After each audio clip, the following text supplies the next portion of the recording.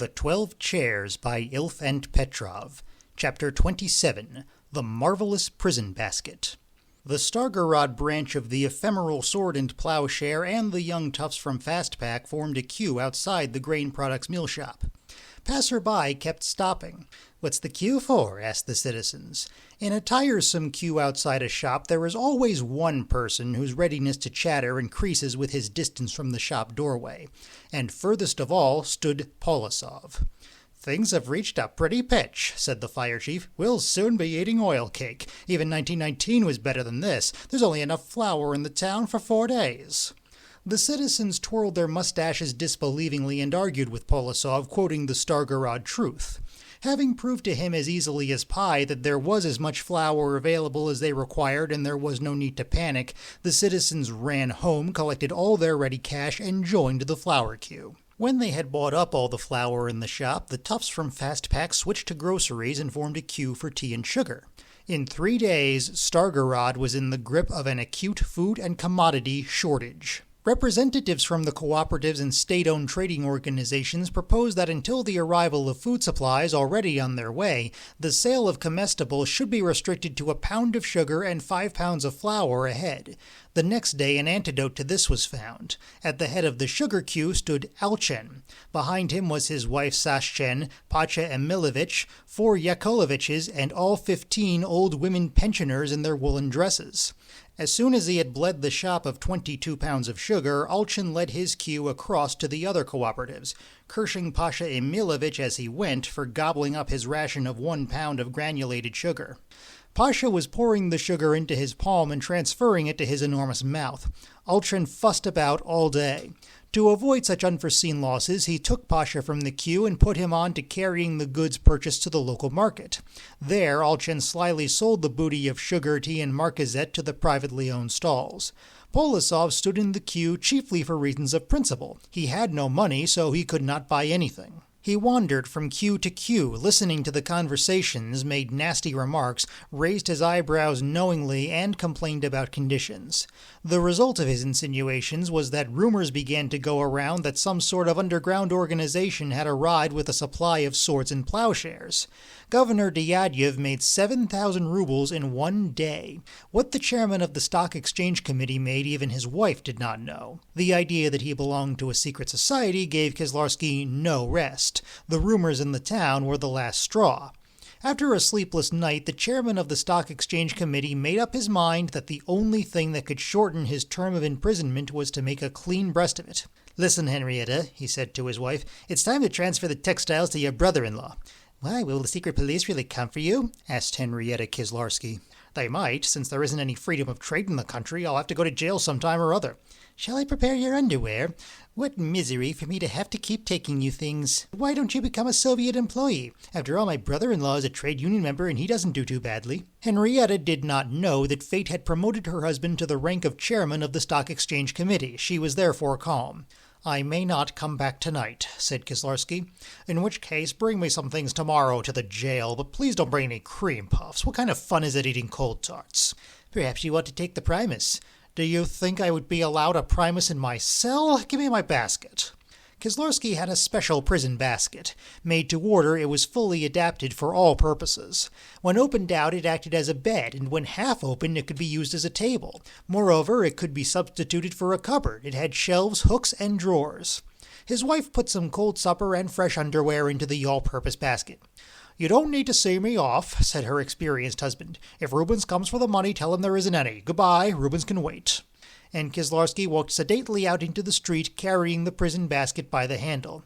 "Where are you going, Citizen Kislarski?" Polosov hailed him.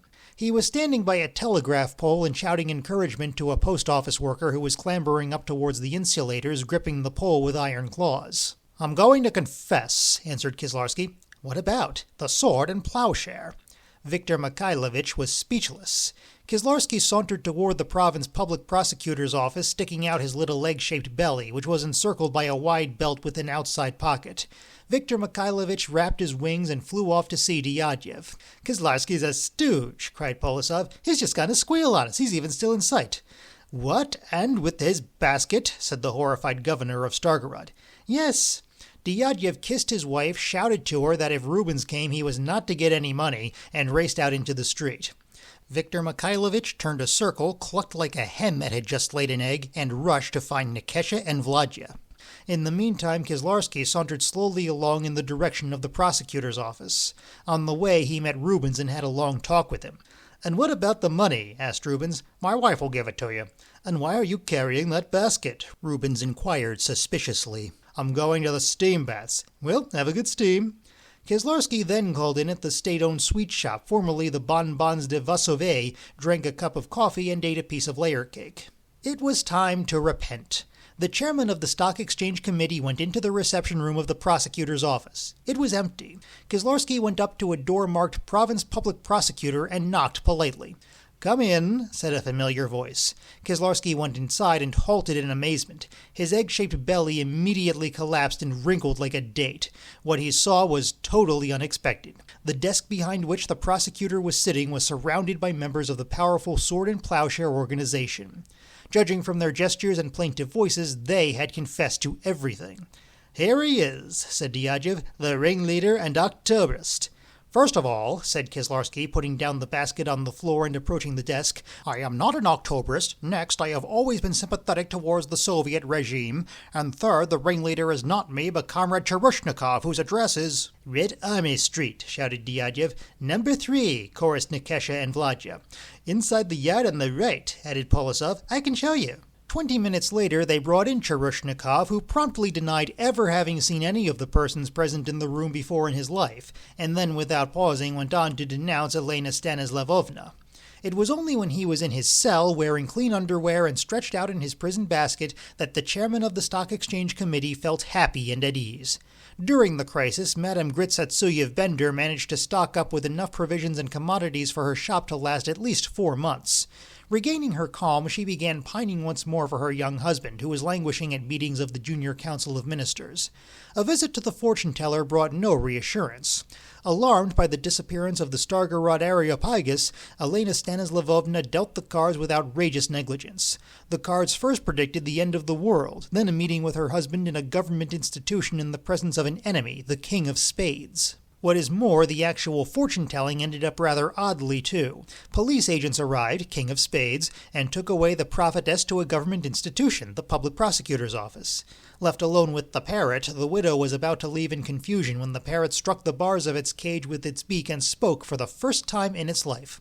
"The times we live in," it said sardonically, covering its head with one wing and pulling a feather from underneath. Madame Gritsatsuyev-Bender made for the door in fright. A stream of heated, muddled words followed her. The ancient bird was so upset by the visit of the police and the removal of its owner that it began shrieking out all the words it knew. A prominent place in its repertoire was occupied by Viktor Polosov. "Given the absence," said the parrot testily. And turning upside down on its perch, it winked at the widow, who had stopped motionless by the door, as much as to say, "Well, how do you like it, widow?" "Mother!" gasped Gritsatsuyev. "Which regiment were you in?" asked the parrot in Bender's voice. "Courage, Europe will help us." As soon as the widow had fled, the parrot straightened its shirt front and uttered the words which people had been trying unsuccessfully for years to make it say. "Pretty Polly." The widow fled howling down the street. At her house, an agile old man was waiting for her. It was Bartholomew. "It's about the advertisement," said Bartholomew. "I've been here for 2 hours." The heavy hoof of presentiment struck the widow a blow in the heart. "Oh," she intoned, "it's been a grueling experience. Citizen Bender left you, didn't he? It was you who put the advertisement in, wasn't it?" The widow sank onto the sacks of flour. "How weak your constitution is," said Bartholomew sweetly. "I'd first like to find out about the reward." "I'll take everything. I need nothing any more," burbled the sensitive widow. "Right then, I know the whereabouts of your sonny boy, O Bender. How much is the reward?" "Take everything," repeated the widow. 20 rubles, said Bartholomew dryly. The widow rose from the sacks. She was covered with flour. Her flour-dusted eyelashes flapped frenziedly. "How much?" she asked. 15 rubles. Bartholomew lowered his price. He sensed it would be difficult making the wretched woman cough up as much as 3 rubles. Trampling the sacks underfoot, the widow advanced on the old man, called upon the heavenly powers to bear witness, and with their assistance drove a hard bargain. "Well, all right, make it 5 rubles, only I want the money in advance, please. It's a rule of mine." Bartholomew took 2 newspaper clippings from his notebook and, without letting go of them, began reading. Take a look at these in order. You wrote missing from home, I implore, etc. That's right, isn't it? That's the Stargarod truth. And this is what they wrote about your little boy in the Moscow newspapers. Here, knocked down by a horse. Now don't smile, madam, just listen. Knocked down by a horse, but alive. Alive, I tell you. So what, ask money for a corpse? So that's it, knocked down by a horse. Citizen O'Bender was knocked down yesterday on Sverdlov Square by horse cab number 8974. The victim was unhurt except for slight shock. So I'll give you these documents and you give me the money in advance. It's a rule of mine. Sobbing, the widow handed over the money. Her husband, her dear husband in yellow boots, lay on distant Moscow soil, and a cab horse breathing flames was kicking his blue worsted chest. Bartholomew's sensitive nature was satisfied with the adequate reward. He went away, having explained to the widow that further clues to her husband's whereabouts could be found for sure at the offices of the Lathe, where naturally everything was known. Letter from Father Theodore, written in Rostov at the Milky Way hot water stall to his wife in the regional center of N. My darling Kate, a fresh disaster has befallen me, but I'll come to that. I received the money in good time, for which sincere thanks. On arrival in Rostov, I went at once to the address. New Cement is an enormous establishment. No one there had ever heard of Engineer Bruns. I was about to despair completely when they gave me an idea. Try the personnel office, they said. I did. Yes, they told me we did have someone of that name. He was doing responsible work, but left us last year to go to Baku to work for Oil as an accident prevention specialist. Well, my dear, my journey will not be as brief as I expected. You write that the money is running out. It can't be helped, Catherine. It won't be long now. Have patience, pray to God, and sell my diagonal cloth student's uniform. And there will soon be other expenses to be borne of another nature. Be ready for everything. The cost of living in Rostov is awful.